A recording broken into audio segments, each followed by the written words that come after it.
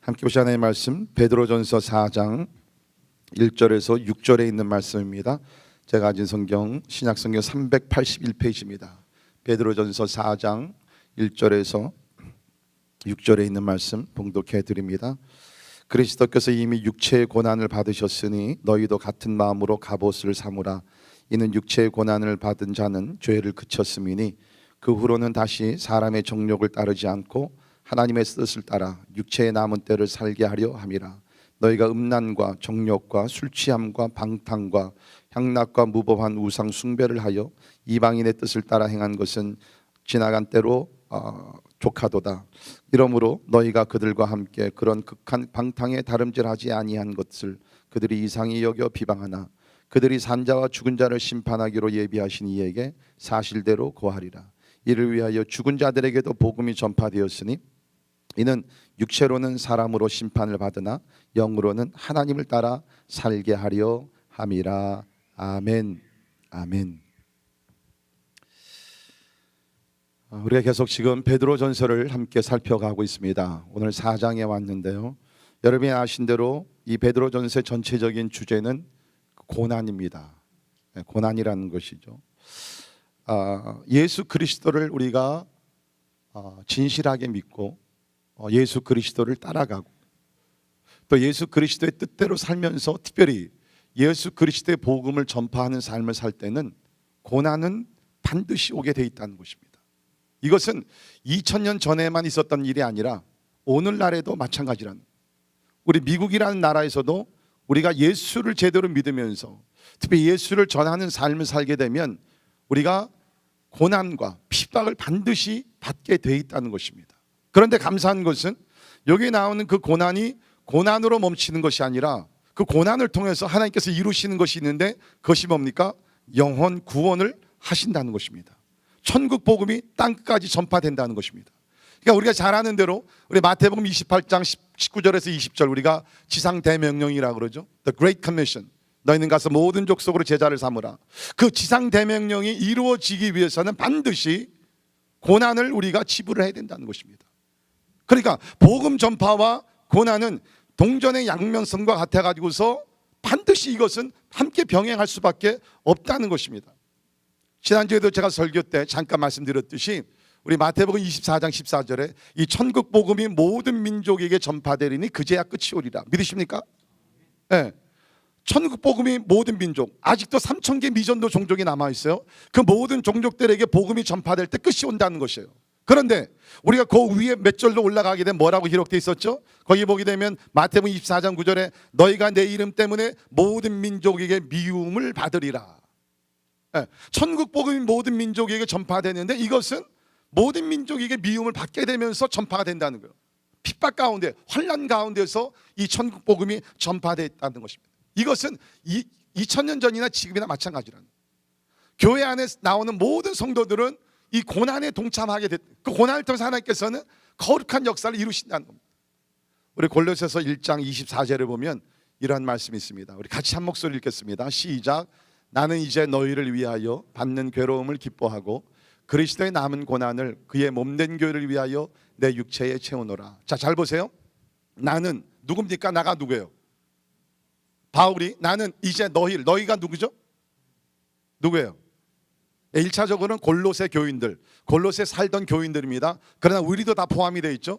이제 너희를 위하여 받는 괴로움을 기뻐하고, 그러니까 바울이 골로새 교인들을 위해서 괴로움을 받았어요. 근데 그것이 절망적인 것이 아니고 우리 그것을 위해서 기뻐했다는 겁니다. 왜 그러냐? 그리스도의 남은 고난을 그의 몸된 교회를 위하여 내 육체에 채우노라. 보세요. 그리스도의 남은 고난이 있다는 것입니다. 이게 무슨 얘기예요? 예수님께서 2000년 십자가에 달려 죽으시면서 테텔레스다이, it is finished, 다 이뤘다 그랬습니다. 그런데 그리스도의 남은 고난이 있다는 것입니다. 그러면 십자가의 고난이 부족했습니까? 아닙니다. 십자가의 고난은 우리를 구원하기에 충분했다고 믿습니다. 그런데 여기서 그리스도의 남은 고난이 뭐냐? 우리를 구속하기 위해서 필요한 고난이 아니라 마지막 때 주님께서 그의 몸된 교회를 위하여, 다시 말해서 교회를 통해서 천국 복음이 전파되고 예수님께서 마태복음 16장에서 말씀하신 그대로 내가 내 교회를 세우리니 음부의 권세가 이기지 못하리라. 주님은 이때에 교회를 통해서 하나님 나라 완성이라는 Consummation of God's Kingdom, 하나님의 나라 완성이라는 큰 주제를 지금 이루어 가시는데, 그러기 위해서는 그 몸된 교회가 성장하며 승리하기 위해서는 뭐예요? 누군가 교회를 위해서 그리스도께서 남겨주실 고난을 채워야 된다는 거예요. 채워야 된다는 거예요. 여러분, 오늘날에는 교회 성도들이 교회 오면서 이런 생각을 갖지 못합니다. 그냥 교회 와가지고 어느 프로그램이 좋냐, 우리 자녀들이 어떻게 하면 잘 자랄 수, 자녀들 프로그램 보고요, 교회 시설이 어떠냐, 뭐 이런 걸 따지죠. 그리고 목사님 설교 어떠냐 해가지고서 그냥 좋은 거, 이거는 뭡니까? 나쁜 건 아니지만 이런 자세는 뭐예요? 소비자들의 자세예요. Consumer's attitude. 여러분, 우리가 어느 백화점 가서 무슨 좋은 물건을 찾아가고서 사지 않습니까? 근데 오늘날 교회가 너무나 변질이 돼가지고서, 여러분, 교회는요 그런 곳이 아닙니다. 교회는 어떤 곳이냐면 주님께서 교회를 통해서 거룩한 일을 이루시려고 하는데, 그 교회가 세워지기 위해서는 누군가 그리스도께 남겨주신 고난을 교회를 위해서 받아야 된다는 거예요. 성도들은요 소비자가 되서는 안 됩니다. 성도들은 하나님을 위해서, 교회를 위해서 희생자들이 되어야 된다는 것이에요. 헌신자들이 되어야 된다는 것입니다. 저는 우리 교회 성도들의 이러한 소비자의 자세를 다 버리고 이젠 하나님의 영광 교회를 위해서 헌신하는 희생자의 자세를 가지고 신앙생활하기를 주의 이름으로 축원합니다. 그러니까 고난과 복음 전파, 고난과 하나님 나라 확장과 성장은 이거 분리할 수가 없다는 것이죠. 오늘날에는 프로그램 가지고서 모든 것을 이루려고 하지만 그거는 두 번째, 세 번째고, 가장 본질적인 것은 뭐냐? 예수 그리스도. 오늘도 성도들이 고난을 받으면서 복음이 전파되며 하나님의 나라를 확장하는데 하나님께서 우리를 사용하신다. 자, 그렇다 그러면 우리가 고난을 받을 자세를 가져야 된다는. 여러분, 아마 여러분께서 지금 어떤 분들은 뭐 우리 가운데 지금 고난이 없고 핍박이 없는데 왜 이렇게 목사님께서 베드로전서를 통해서 벌써 12번째 이게 고난에 대해서 얘기를 하느냐. 제가 말씀드렸죠. 오늘도 여러분께서 세상에 나가서 믿음을 타협하지 아니하고 믿음의 정도를 지키면서 진리 가운데 여러분 생활하시면요 핍박을 받을 수밖에 없어요. 여러분이 학교에서 공부하면서 타협하지 아니하고, 여러분 직장에서 윤리를 타협하지 아니하고 주께서 말씀하신 그대로 신앙을 지키면서 사업을 하시면서 직장 생활하면요 반드시 그 가운데는 핍박이 있을 수밖에 없어요. 여러분, 오늘은 신앙생활이요 진짜 이 환난과 핍박이 피해서 신앙생활 없어요. 제가 일부 예배 때 말씀드렸지만 이제는 여러분 환난과 핍박이 어디서 오는 줄 알아요? 멀리 바깥 세상에서 아니라 교회 안에서 핍박이 옵니다. 잘못된 신앙을 가진 사람들이 바른 신앙의 길을 걸어간 사람들 핍박을 하고 있어요. 자, 한 가지 예를 들게요. 여러분이 아시는 대로 지금 미국의 메인스트림 디노미네이션, 그 큰 교단들이 지금 골치 아픈 문제가 뭡니까? 동성연애 그 문제입니다. 그래서 지금 대부분이 미국의 메인스트림 디노미네이션에서는 교단에서는 그 법을 다 바꿨어요. 결혼의 정의를 바꿨습니다. 옛날에는 남자와 여자가 만나서 주 안에서 언약하면서 하나가 되는 것이 결혼이었어요. 메리지였어요. 근데 이제는 그것이 아닙니다. 그렇다 가지고서 뭐 동성 그건 집어넣기는, 그러니까 뭐예요? 이제는 두 사람이 만나서 그리스도 안에서 언약하는 것이, 그것이 결혼이라고 정의를 내리고 있어요. 그래서 이제는 교회 안에서 정정당당하게 동성연애자들이 결혼을 하게 되고, 목사들도 동성연애자들이 있게 되고, 동성연애자들 결혼 주례를 해야 되고, 지금 이러고 있어요. 교회 안에서. 세상 법이 아닙니다. 오히려 세상에서 지금 막 싸우고 있어요. 근데 교회 안에서는 지금 이런 일들이 일어나고 있거든요. 그러니까 지금 어느 한 교단에서는요, 너희들이 만약에 이 교단에서 탈퇴를 할 경우에는 쉽게 얘기하면은 벌금을 물고 나가라는 거예요. 말이 돼요? 근데 여러분, 벌금이 얼마나 많은 줄 알아요? 캘리포니아 어느 한 미국 교회인데, 큰 교회는요 최근에 800만 불을 지불하고서 탈퇴를 했습니다. 여러분, 이거 핍박이에요.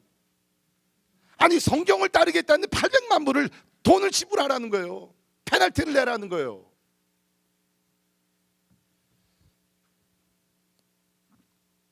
한 가지 제가 예언을 하면요, 미국의 영적 상태가 점점 더 악화되지 더 좋아지질 않습니다. 이거 제 얘기가 아니거든요. 성경의 예언의 말씀이거든요.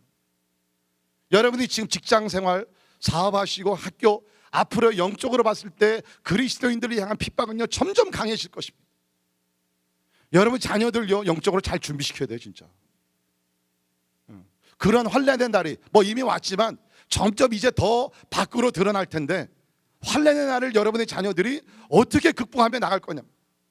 그러니까 성경에 보면 여러분 다니엘과 그 세 친구들, 여러분 바벨론에 끌려가가지고서 금상 앞에서 절하지 않기 위해서 목숨을 걸었잖아요. 그런 날이 미국도 이제는 멀지 않았어요. Really?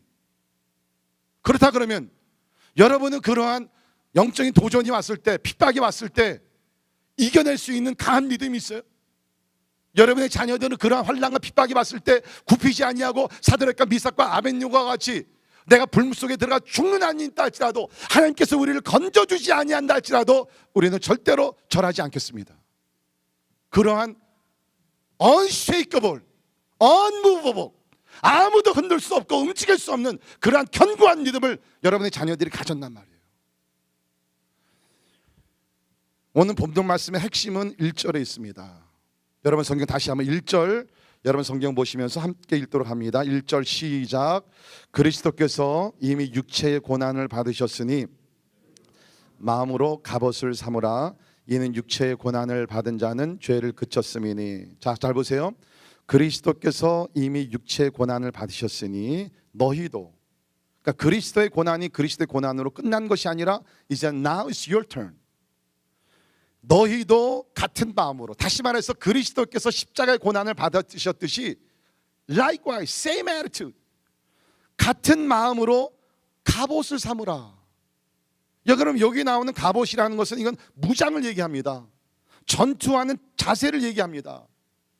고난이 올 때 갑옷을 입지 않으면, unless you arm yourselves with the, I guess, the truth of God and the faith in Christ, 이것이 전쟁인데, 고난이 와서 우리를 흔들고 경고케 하는데, 이 전쟁을, 고난의 핍박의 전쟁을 너희들이 이길 수 없으니까 갑옷을 입으라는 거예요. 우리 에베소 6장에 보면 하나님의 전신갑주를 입으라 말씀 나오죠? 같은 얘기예요. 갑옷을 입지 않으면 싸울 수, 갑옷을 입으면 그리스도의 군사로서 우리가 충분히 싸워 이기게 될 줄을 믿습니다. 여러분 제가 요새 갑옷을 입고 다니잖아요. 야, 어떻게 하나님 타임을 또 이렇게 잘 맞추시는지 말이에요. 저는 사실 금요일 날 가서 의사를 만나고 엑스레이 찍었거든요. 그러니까 이거 벗게 해줄 줄 알았어요. 그때는 아직도 한 5주는 더 이걸 차야 된다는 거예요. 오늘 설교 일러스트레이션 하기 위해서 더 차라는 거예요. 여러분 이게 보면 말이죠, 이게 쇠로 다 됐습니다. 앞에 뒤에 다 쇠예요.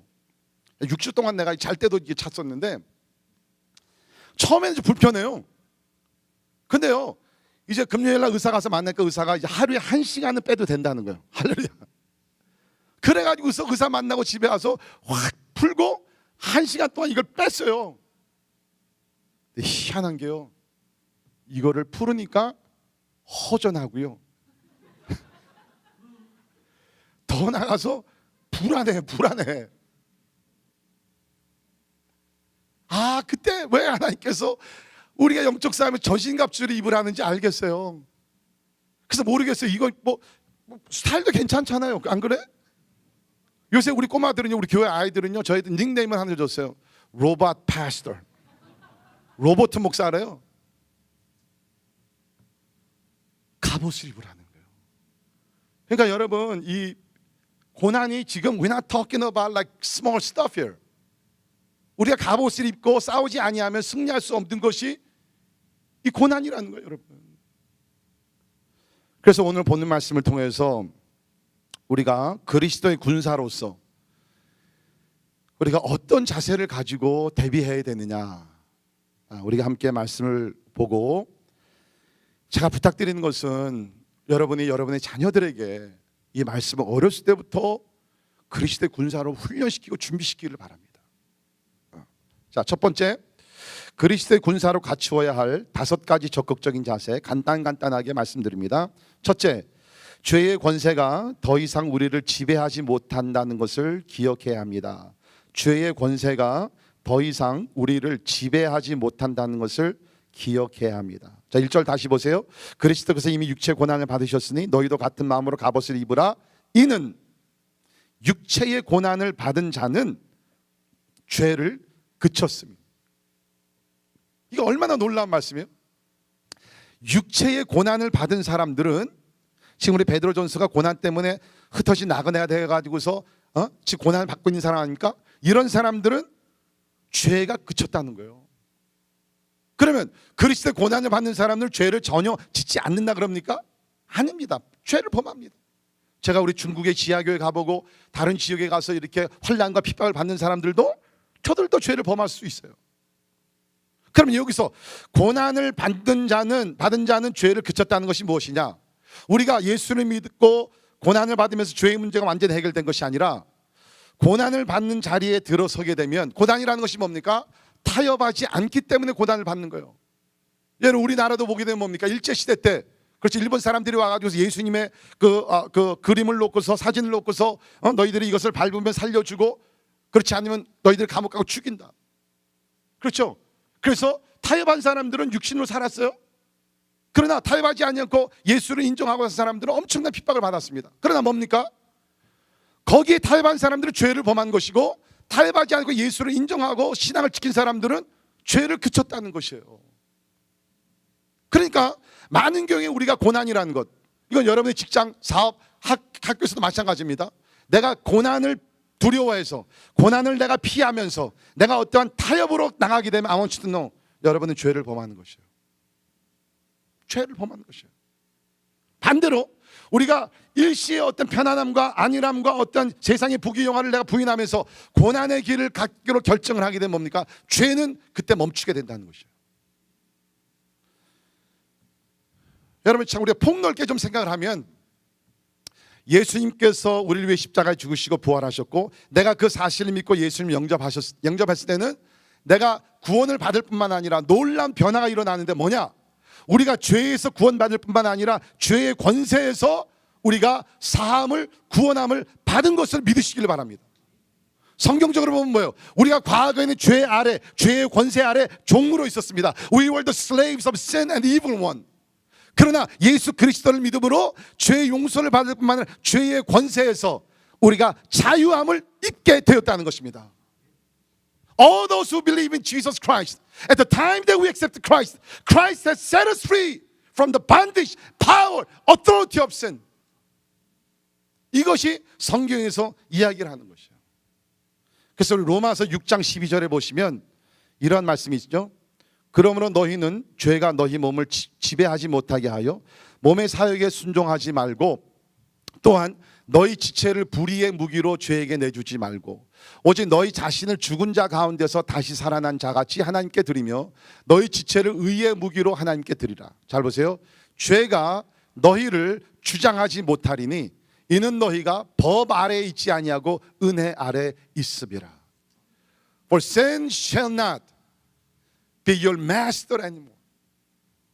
죄가 우리를 더 이상 지배하지 못한다는 거예요. 과거에는 지배했어요.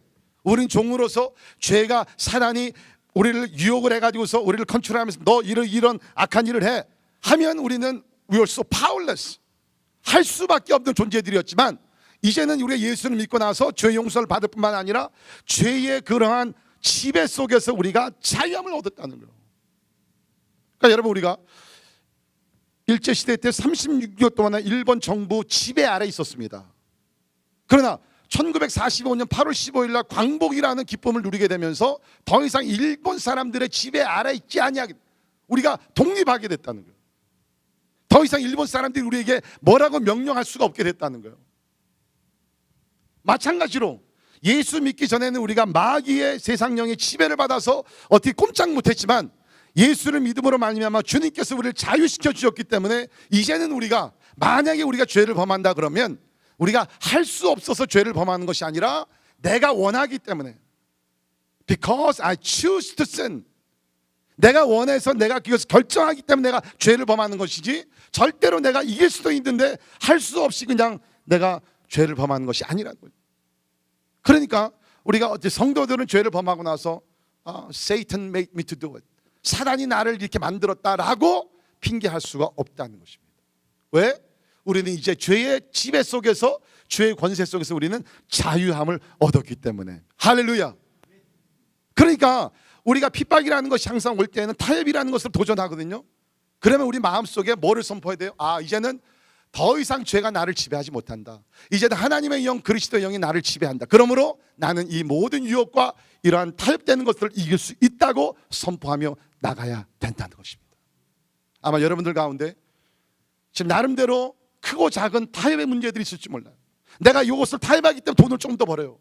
내가 이것을 타협하기 때문에 좋은 성적을 더 받을 수 있어요. 내가 이거 좀 타협하기 때문에 직장에서 승진을 지금 하고 있어요. 내가 이거 타협하기 때문에 내가 법정에 나가서 이길 수가 있어요. 기억하십시오. 타협하는 순간 여러분은 죄의 길로 가게 됩니다. 그러니까 우리는 더 이상 죄의 지배 아래 살지 아니하고 예수 그리스도 성령의 법 아래서 사는 것을 믿으면서 의의 길을 추구하는 여러분들이 되기를 주의 이름으로 축원합니다. 두 번째, 환난과 핍박이 올 때 과거의 죄는 그것으로 족하다고 외쳐야 합니다. 3절을 보십시오. 너희가 음란과 정욕과 술 취함과 방탕과 향락과 무법함 우상 숭배를 하여 이방인의 뜻을 행한 것은 지나간 때로 족하도다. 계속 말씀드리지만 이 환난이라는 것은 내가 죄를 어떻게 대하느냐에 따라서 환난을 받을 수도 있고 안 받을 수 있거든요. 그러니까 여기서 뭡니까? 그 당시에 상황을 좀 설명을 드리면 성도들이 환난을 받았던 이유 중에 하나가 뭐냐? 과거에 예수 믿지 않을 때에 함께 놀면서 파티하고 온갖 그런 악한 일을 행한, 여기 보게 되면은 크게 세 가지 종류가 나오죠. 첫째는 뭡니까? 음란과 정욕, 이것은 성적인 죄고, 술 취함과 방탕, 술에 관한 것이고, 향락과 무법한 우상숭배에 관한 거예요. 그러니까 우리 대부분의 죄악들을 보게 되면 세 가지요. 성적인 죄. 오늘도 여러분 보십시오.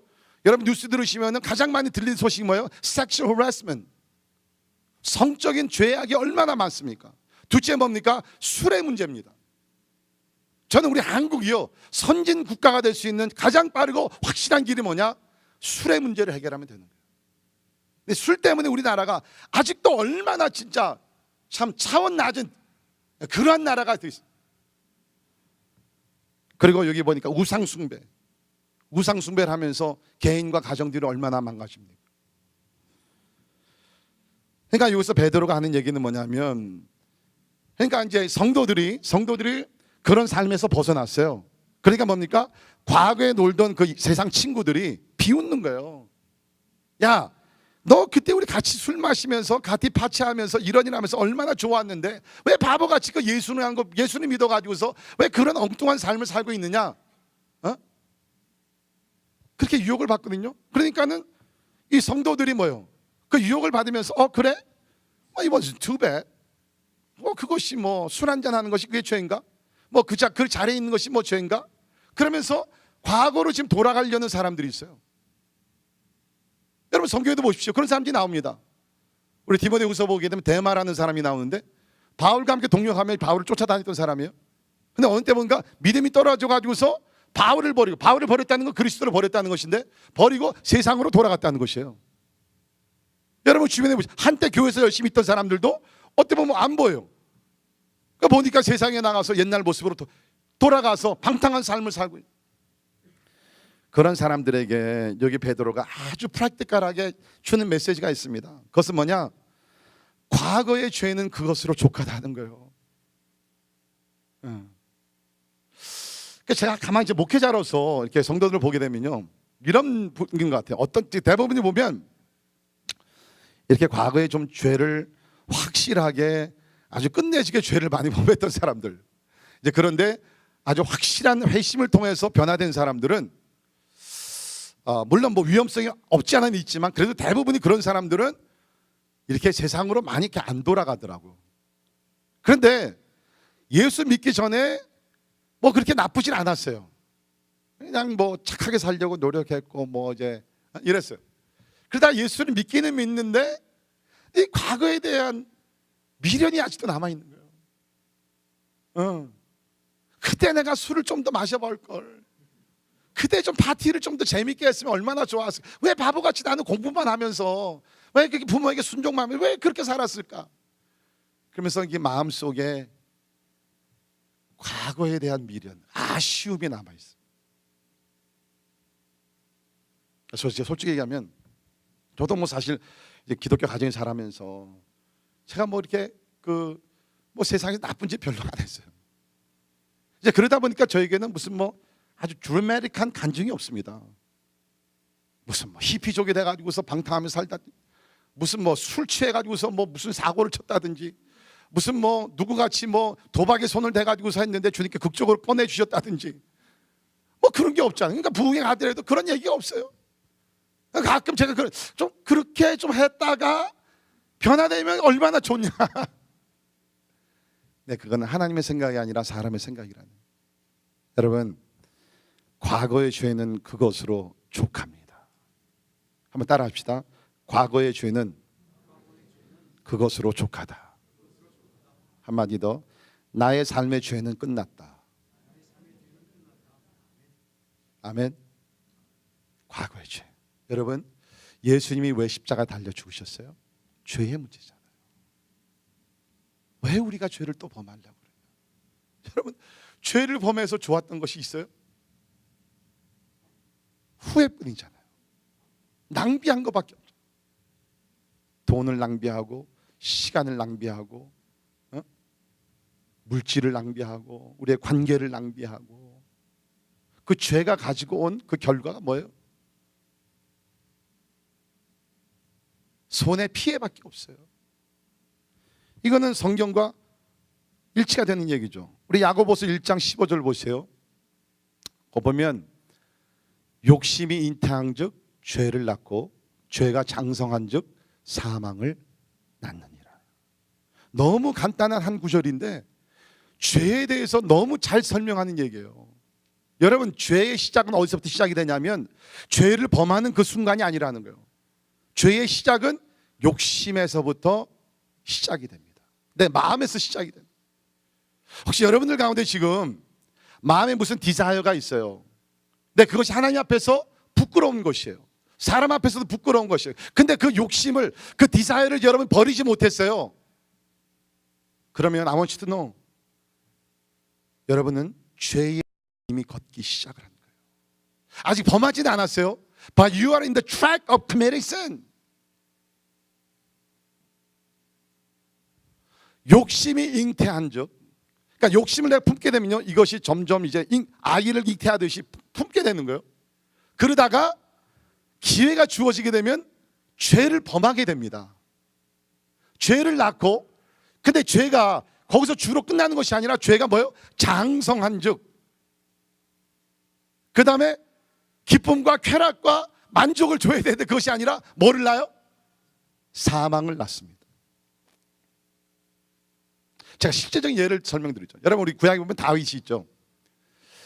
그 다윗 왕이 물론 뭐 좋은 점도 많이 있지만 치명적인 사고를 범합니다. 그가 이제 왕이 되고 왕권을 이루고 진짜 나라를 잘 지었을 때에 한 번에 이제 그의 신복들과 모든 군사들이 전쟁을 치러 나갑니다. 근데 이 다윗 왕이 그땐, 그 전에는 다 전쟁에 나갔는데 이날에는 전쟁을 나가지 않았어요. 그래서 예루살렘에 자기 성에 남아 있었습니다. 그러면서 여러분 스토리 아시잖아요. 이렇게 저녁 늦쯤에 이렇게 그 지붕에 올라갔습니다. 그때는 지붕이 플랫 루프인데 그 지붕에 올라가서 자기 나라를 이렇게 쭉 봤는데, 쭉 보다가 어느 여인이 목욕을 하고 있는 모습을 봐요. 그러니까 물론 다윗도 잘못했지만 저는 성경 왜 그 여인이 자기 몸을 가리지 않았냐 말이에요. 그게 이상하잖아요. 아니, 어떤 여인이 정신이 나같이 목욕을 하면서 다 열어놓고서 목욕을 하냐 말이에요. 아무튼 간에 그래서 다윗이 보는 순간 뭡니까? 마음에 음욕을 품게 됩니다. 욕심을 갖습니다. 저 여인을 한번 품어봐야 되겠다. 그 생각이 들어요.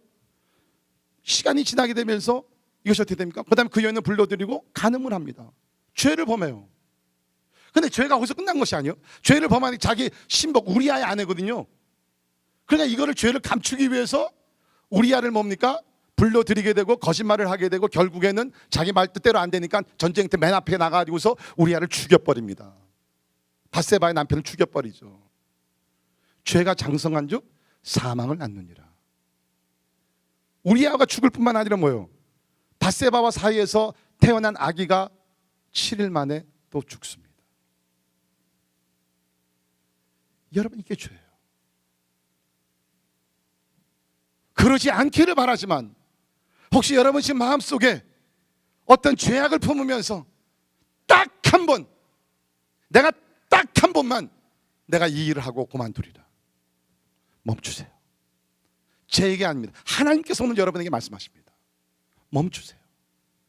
죄는 잠시 쾌락을 줄지는 모르지만 오늘 말씀대로 욕심이 잉태한 즉 죄를 낳고 죄가 장성한 즉 사망을 낳느니라. 그런데 감사한 것은 이제 우리는 과거에서 벗어나서 새로운 피조물이 되어서 죄를 멈추며 거룩한 삶을 살 수 있도록 하나님께서 우리 안에 성령으로 거하여 주신다는 겁니다. 자, 세 번째, 우리가 환난과 핍박이 올 때에 하나님의 뜻을 따라 남은 시간을 지혜롭게 살아야 합니다. 하나님의 뜻을 따라 남은 시간을 지혜롭게 살아야 합니다. 오늘 설교 제목이 남은 시간입니다. 남은 시간.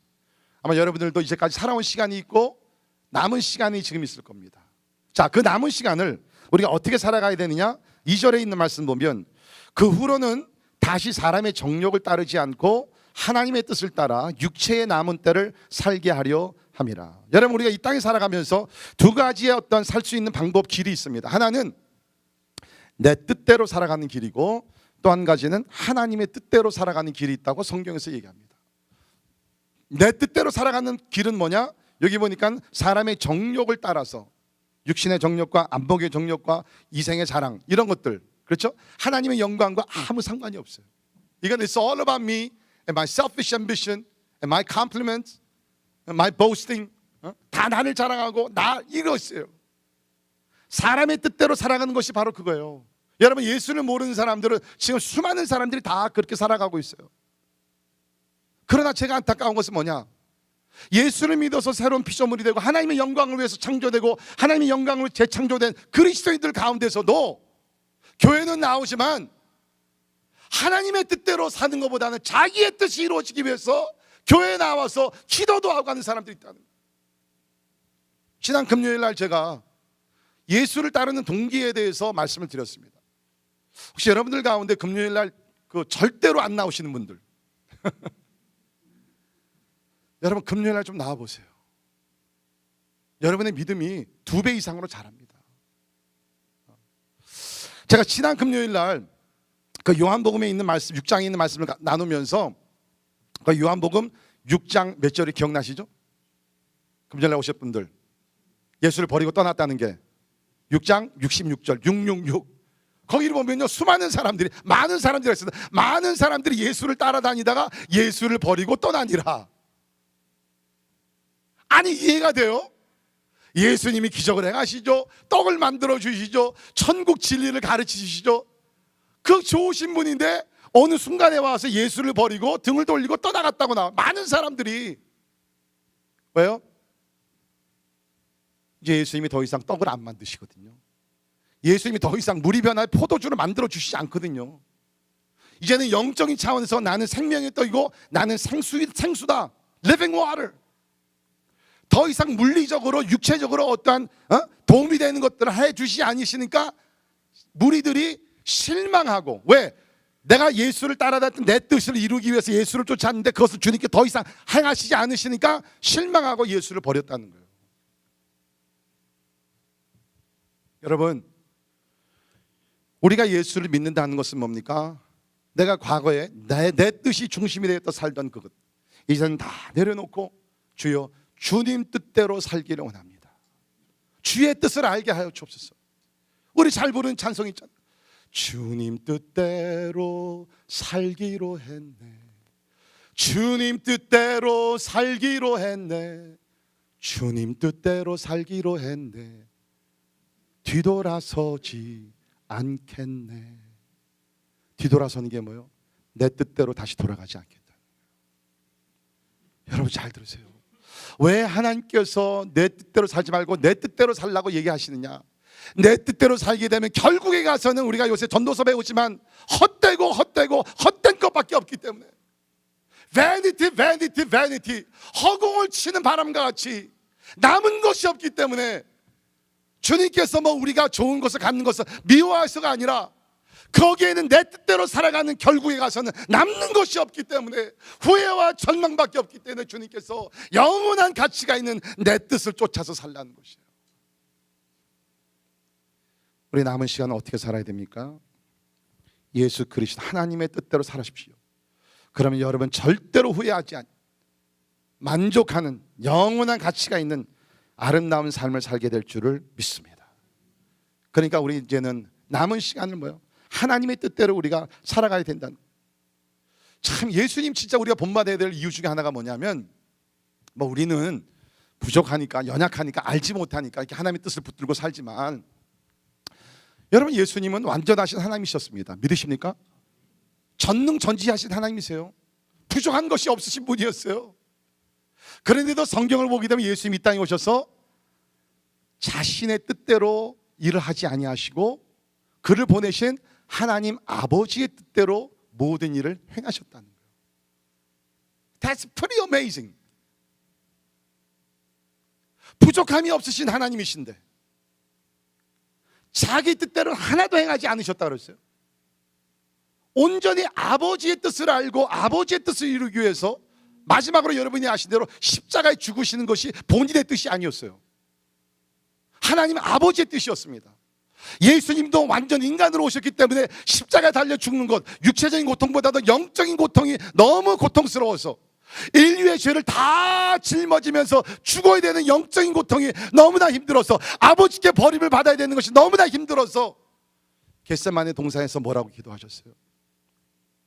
할 수만 있거든 이 잔을 내게서 걷어가 주옵소서. 그러나 내 뜻대로 하지 마시고 아버지의 뜻대로 하옵소서. 여러분 부족함이 없으신 하나님의 아들 예수 그리스도께서 이 땅에 오셔서 죽기까지 하나님 아버지의 뜻을 쫓아 사셨다 그러면 우리는 얼마나 아버지의 뜻을 찾으며 얼마나 아버지의 뜻을 순종하며 나가야 되냐. 저는 자신 있게 여러분에게 말씀드립니다. 여러분과 여러분의 가정이 훗날 후회하지 않으려고 만족하며 기뻐하며 진짜 영원한 행복을 누리시기 원하시면 Follow after gospel, 하나님의 뜻을 쫓아가십시오. 그러면 여러분의 가정, 여러분의 후손들 절대로 후회하지 아니하고 하나님의 영원한 영광 가운데 분명히 승리하며 살게 될 줄을 믿습니다. 남은 시간 어떻게 사느냐? 간단해요. 하나님의 뜻대로 삽니다. 요새 여러분이 아신 대로 이제는 고령화 시대입니다. 사람들이 굉장히 오래 살죠. 제가 엊그제 한국의 어느 분이 쓴 글을 읽으니까 한국도 지금 이제 고령화되면서 이 실버 제너레이션에 대한 문제가 상당히 크게 이제 두각이 되고 있는데, 이제 미국에는 주로 그래도 이제 그 은퇴하면 은퇴 연금이나 뭐 이런 것들이 이제 잘 이렇게 준비가 돼 있지 않습니까? 뭐 다는 아니지만, 근데 아직까지는 이제 한국에는 그러한 이제 그 은퇴 연금 뭐 이러한 그 제도나 또 이러한 것들이 준비가 되지 않았다는 거예요. 그래서 앞으로 이런 추세로 나가게 되면 한국에 있는 노인들은 아마 한 80%가 굉장히 경제적으로 힘든 날을 보내게 될 것이다. 그런 얘기를 하더라고요. Which is true. 그러니까 여러분 이제는 뭐 고령화돼서 여러분 요새 한국의 실버타운에 들어가는 평균 연령이 몇 살인 줄 알아요? 86세입니다. 양로는 아니에요. 실버타운에 86세가 average age예요. 그러니까 이제는 그분이 한 얘기가 멀지 않아서 80세 된 자녀가 100세, 110세 된 부모를 모셔야 되는 날이 온다는 거예요. 그러면 80세 된 자녀가 무슨 재력이 있어서 100세, 110세 먹은 부모를 케어할 수 있겠냔 말이죠. 그러니까 그분이 지금 한 얘기가 지금부터 우리 사람들은 진짜 그 강한 마음을 품고 미래를 준비하지 않으면 남은 시간에 엄청난 고통을 당할 거라는 거예요. 그러면서 지혜의 말을 던져줬어요. 그게 뭐냐면 너무 자녀 교육이나 결혼식을 위해서 돈을 많이 쓰지 말라는 거예요. 100% 동의합니다. 100%. 저는 앞으로 우리 결혼 2번 치러야 되거든요. 전 미래 얘기가 너희들이 알아서 해야 돼. 내가 어제 우리 집사람한테 그래서 여러분 우리가 하나님을 믿지만 우리 마음 굳게 먹자.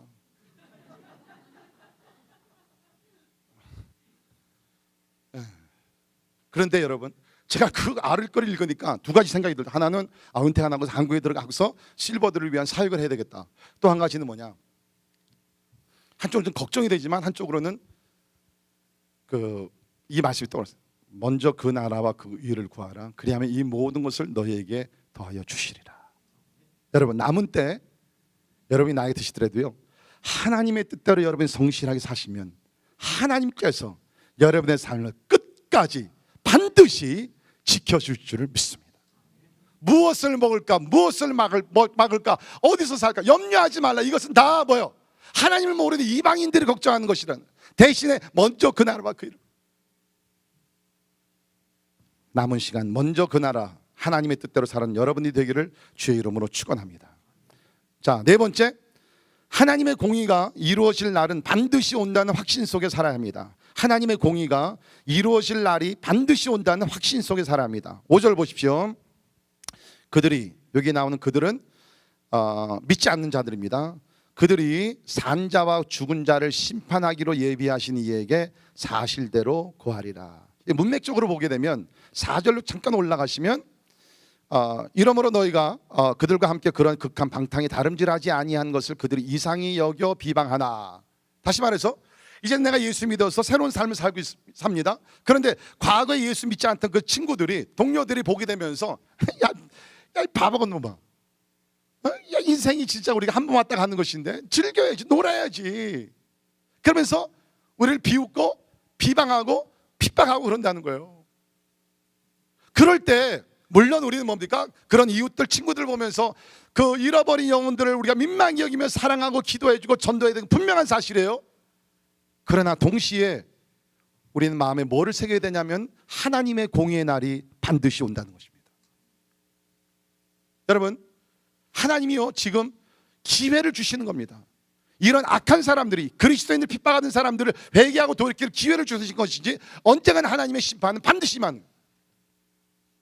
초대교회의 네로 황제와 모든 로마의 고위 관직들을 얼마나 그리스도인을 핍박했습니까? 하나님께서 공의를 물으시는 날이 반드시 옵니다. 1970년대에 우간다의 이리아민, 그거 진짜 잔인한 리더였죠. 얼마나 많은 사람들 학살했고 그 가운데 수십만의 그리스도인들이 다 죽임을 당했습니까?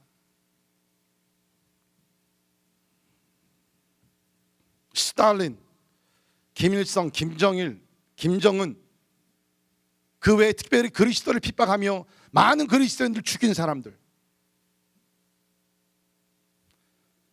공의의 날이 반드시 온다는 거예요. 반드시 온다.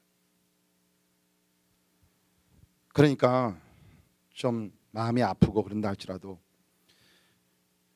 두려워하지 말고 약해지지 말고 하나님의 공의의 날을 기다리라는 거예요. 여러분, 예수님도 사실은 이런 마음의 확신을 가지고 십자가를 지셨어요. 베드로전서 2장 23절, 이미 우리 본 말씀인데 거기를 보시면 이러한 말씀이 있습니다. 베드로전서 2장 23절 보면 욕을 당하시되, 주님이죠, 주님이 욕을 당하시되 맞대어 욕하지 않으셨어요. 고난을 당하시되 위협하지도 않으셨습니다. 대신 오직 공의로 심판하시는 하나님 아버지께 부탁하셨습니다. 여러분, 누가 여러분을 믿음 때문에 핍박을 하면 물론 원수를 사랑하며 기도해 주세요. 그러나 여러분의 마음을 위로할 수 있는 그 진리는 뭐냐? 하나님의 공의의 날은 반드시 온다는 거예요. 자, 이제 마지막으로 우리는 죽음을 이길 것이라는 믿음을 가져야 합니다. 죽음을 이길 것이라는 믿음을 가져야 합니다. 6절을 보십시오. 이를 위하여 죽은 자들에게도 복음이 전파되었으니 이는 육체로는 사람으로 심판을 받으나 영으로는 하나님을 따라 살게 하려 함이라. 무슨 얘기예요? 여기 죽은 자들은 죽은 다음에 복음을 들을 수 있는 두 번째 기회를 갖게 된다는 것이 아니라, 왜 죽은 다음에 끝이니까, 그게 아니라 살아있었을 때 복음을 믿었던 사람들이에요. 그 사람들에게 복음이 전파되었는데 이 사람들은 육체로는 사람으로 심판을 받으나, 사람이기 때문에 죽음이라는 심판, 우리 한번 죽는 것은 결정이 된 것입니다. 그렇죠? 믿는 자나 믿지 않는 자나 이 육신은 언젠간 다 죽음을 당해요. 그러나 믿는 자들은 영으로는 하나님을 따라 살게 하려 함이라. 육신은 심판을 받아서 죽지만 영으로 우리가 영생에 들어가게 된다는 것입니다. 그러니까 이거는 뭐냐면 그 당시에 믿지 않는 사람들이 믿는 사람들 보고서 비난합니다. 야, 너희는 하나님을 믿고 우리 하나님 믿지 않는다. 너희는 예수를 믿고 우리는 예수를 믿지 않는다. 우리 다 똑같이 죽는다. We all die. 죽으면 끝인데 뭐 그렇게 이 땅에서 뭐 희생을 하면서 핍박을 받으면서 사냐. 이런 사람들을 생각을 하면서 베드로가 그것이 아니다, 맞다, 믿는 자나 믿지 않는 자라 죽는 것은 분명한 사실인데, 믿는 자들은 뭡니까? 육체의 심판을 받고 죽지만 그 영은 살아서 영원토록 하나님 나라에 들어가게 된다는 사실이에요. 여러분, I know 대부분의 여러분들은요, 죽음이라는 것이 아직 현실로 다가오질 않았습니다. 그렇죠? 저는 지난 몇 년 사이에 죽음이라는 것이 심각하게 생각해봐야 되는 건 두 번 있었어요. 몇 년 전에 암에 걸렸을 때, 그리고 이번에 사고를 당했을 때. 여러분, 지금도 밤에 자다가 가끔 깹니다. 제가 그 사고 당한 거, 그 떨어진다 생각하면 지금도 아찔아찔해요.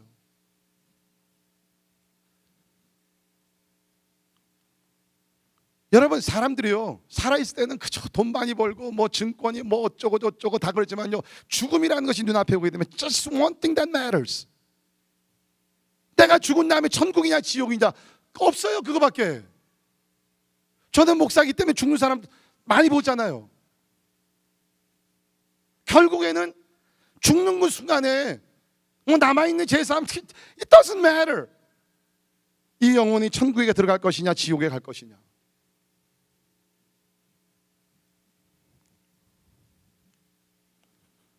그런데 여기 보니까 예수를 믿는 사람들은 믿지 아니하는 사람들과 함께 육신의 죽음을 당하지만 영으로는 영원히 살아서 하나님 품에 안기게 된다는 것입니다. 이런 소망이 있는 사람들은 환난과 핍박을 두려워하죠. 죽음도 두려워하죠. 제가 우리 믿음의 선배 중에 한 사람을 소개하고 오늘 설교를 마칩니다. 우리 한국 사람이 아니고요, 외국 분인데 리처드 웜브랜드라는 목사님입니다. 사진 띄워주시고요. 이분은 1909년 로마니아에서 태어난 유대인입니다. 유대인인데 이분이 로마니아에서 태어나면서 이제 그 당시에 이제 그 공산당, 그 마르크시즘, 이것이 이제 유럽을 휩쓸고 있을 텐데, 한때는 이 사람이 청소년 때는 공산당이 되기 위해서 공산당 학교까지 갔던 사람입니다. 그런데 이제 20대 후반에 여기 보이는 부인 보이시는데, 이 부인을 만나서 예수님을 만나고 기독교를 개종을 합니다. 그리고 나서 하나님께서 사명을 주셔서 설교 목사가 됩니다. 이제 그러면서 그때 이제 그 구소련이죠, 그 공산당 체제가 완전히 이제 휩쓸게 되면서 사람들이 이제 교회들이 다 지하교회로 내려가게 되고, 이제 그럴 당시인데 이분이 목숨을 걸면서 지하교회들을 개척하면서 복음을 전파해요. 그러다가 부인과 함께 걸려가지고서 감옥에 갑니다. 그 감옥에 가서 14년을 감옥 생활을 하게 돼요. 근데 뭐 그냥 감옥에 그 규정 차원이 아니라 감옥에 들어가서 혹독한 그러한 그 뭐랄까 torture, 그 엄청난 고난과 공분을 받게 돼요. 이분이, 부인도 이제 감옥에 같이 가서 다른 방에서 있었는데, 이분이 그 묵었던 그 감옥은요, 지상에서 한 12피트 정도 내려가서 캄캄하고 빛도 없고 창문도 없고 그러한 문도 없는 그러한 감옥에서 14년을 이분이 사셨어요. 그러니까 이분이 쓴 책 중에 그 Torture for Christ, 그리스도를 위한 고문이라는 책이 있는데, 거기 보면 어떤 고문을 당했는지 이분이 기록을 합니다. 여러 종류의 고문을 받았지만 그중에 가장 힘들고 어려웠던 고문이 뭐냐면, 이분을 이제 거꾸로 달아가지고서 이 발바닥을 친다고 그럽니다. 매로 때리고 채찍으로 때리고, 그러다 보면 발바닥에 살이 다 이제 찢어져 나가는 거예요. 그럼 뭐만 남아요? 뼈만 남습니다. 그러면 잠시 쉬었다가 그 다음에는 뼈만 또 치는 거예요. 그게 너무너무 감당하기 어렵다는 고문이라는 거예요. 그 고문을 수없이 받으셨어요. 근데 그 와중에서도 그 엄청난 공분을 받으시면서 감옥 생활 14년을 하면서 이분이 감옥에서 100편의 설교를 준비했습니다. 근데 놀라운 것은요, 펜도 없었고 종이도 없었고 아무것도 없었어요. 그럼 이분이 설교를 어떻게 준비했느냐? 평상시 자기가 읽고 묵상했던 말씀들을 가지고 머리로서 100편의 설교를 밤에 준비하는 거예요. 이분이 나중에 이제 풀려 나와 가지고서 그거를 이제 출판을 했습니다. 감옥에서 만들어낸 설교 100편. 그러니까 머리가 상당히 좋았던 분 같죠. 다 기억을 해가지고서 그 100편을 나중에 나와 쓰신. 근데 거기 보면 그리스도를 위한 공문이라는 책에 이런 글이 써 있습니다. 거기 보면 다른 죄수들에게 복음을 전하는 것은 엄격하게 금지되었다. 누구든지 이런 일을 하다 걸리면 심한 매질을 받는다는 것은 모두가 잘 알고 있는 사실이었다. 그러나 우리 중에 몇 명은 복음을 전하는 특권을 사용하기 위해 값을 지불하기로 결정했다. 그래서 우리는 저들 공산당원들의 조건을 받아들였다. 이것은 거래였다. 그러니까 거래가 이루어졌어요. 그 거래가 뭐냐? 우리는 복음을 전하고 그들은 우리를 매질했습니다. 우리는 복음을 전파하면서 행복했다.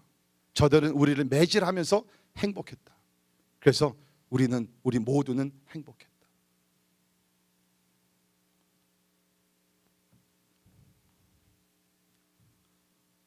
이해가 되세요? 14년 동안 그리스도를 위해서 복음을 전할 때마다 수없이 받고 살찜이 찢어져 나가고, 그러나 저들은 행복했어요. 이것이 주님께서 우리에게 남겨주신 고난이에요. 감사하게도 고난은 고난으로 끝난 것이 아니라 고난 가운데 전파되는 복음을 통해서 원 브랜드 목사님 감옥에 들어가서 많은 죄수들에게 복음을 전해서 구원의 역사가 많이 일어났습니다. 예수님께서 우리를 위해 십자가에서 고난을 받으시 죽으사 여러분과 제가 구원을 받았습니다. 그렇다 그러면 우리를 위해 죽으시고 우리를 부르신 예수님, 그분이 우리를 위해 고난을 받으셨다 그러면 우리 또한 그분을 위해서 고난을 받는 것, 이거는 우리가 감사하며 받아야 되는 그런 사명인 줄 믿습니다. 기도하겠습니다. 하나님, 오늘날 사람들이 예수를 믿는 목적이 예수 믿어 구원받고 돈 잘 벌고 건강하고 자녀들 잘 되고 사업 잘 되고 세상의 것을 추구하기 위해서 예수를 믿습니다. 그러나 분명한 것은 물론 주님께서 우리에게 이러한 축복도 주시지만 분명한 사실은 예수님을 우리를 부르시사 고난을 받으신 예수 그리스도의 뒤를 쫓아가라고 우리를 부르신 줄을 믿습니다. 주님께서 고난을 받으셔서 구원의 역사를 이루셨듯이 이제 우리에게 남겨주신 그 고난을 몸소 우리가 몸에 지면서 교회를 섬기며 천국 복음 전파에 힘을 다하는 우리 모두 되게 하여 주시옵소서. 예수님 이름으로 간절히 기도합니다.